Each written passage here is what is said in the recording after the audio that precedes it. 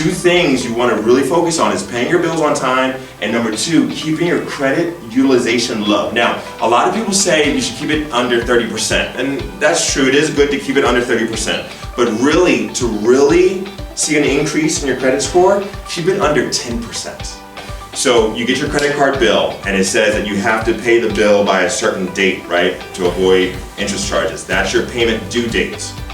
But there's another date called the reporting date, and that's significant because that's the date in which your credit card companies, right, will report to your credit bureaus how much you owe.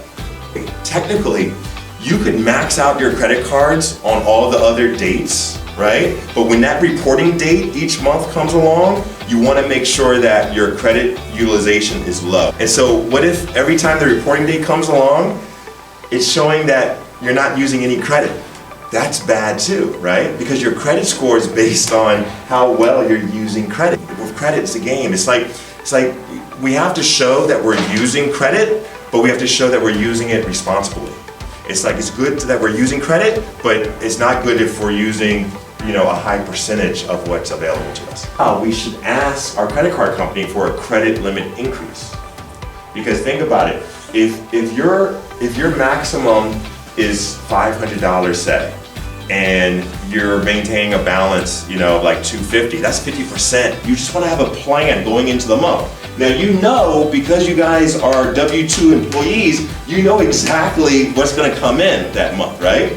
When I do this seminar for self-employed individuals, it's a little more difficult because incomes go up and down. But for you guys, one of the benefits is that you know exactly what's coming in. So you put your income, okay, for what's coming in.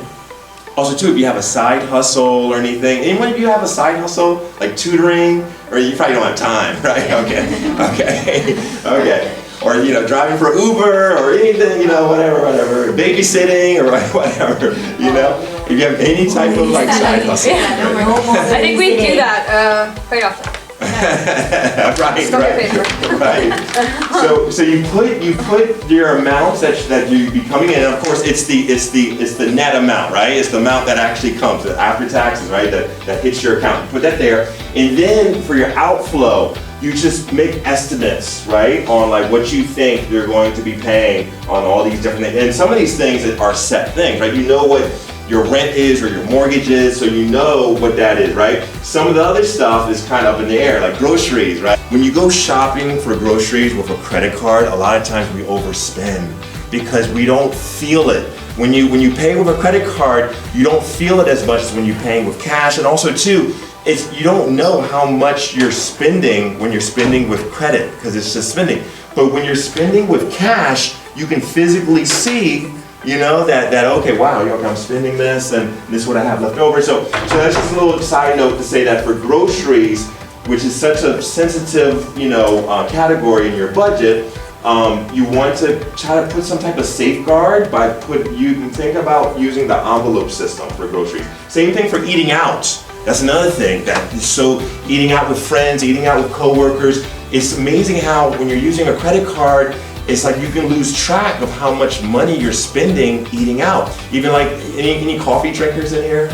You drink coffee, so okay, so that kind of stuff too. It's like you can set a budget. It's like you're treating yourself as a kid, and you're saying, okay, I'm only going to give myself this amount to deal with. You want to give every dollar a name. So basically, you want to assign your income. You want to completely assign your income to all these different categories so that when you have your income minus your outflow, it should equal zero because everything should be allocated. For people that are kind of new at using credit cards, I would say put subscriptions on your credit cards, use it for gas, but be careful about going shopping with a credit card. Think about starting a side hustle, whether it's like tutoring or anything, because once you become an entrepreneur, you now open yourself up for tax benefits, tax write-off. Technically, you can start writing off a portion of your cell phone. You can write off a portion of your rent because you could have a little, designated space in your apartment or home that you have designated as your home office, and so then therefore a portion of your living space you know, that represents business use is a tax write-off. And that's the great thing about retirement, right? It's like retirement is where you can work, but you're working because you want to and not because you have to. It's called the 4% rule.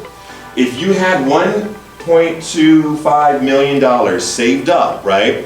What they're saying is they've done the calculations. They're saying that at that amount, and it's invested, right, of course, in like the stock market, at that amount, you can withdraw 4% every year. So 4% of 1.25 million is 50,000. You can withdraw that, and the money will never run out, or it won't run out for the next like 30 years or something. You might be able to retire sooner than you think you can, depending on what your preferences are in retirement.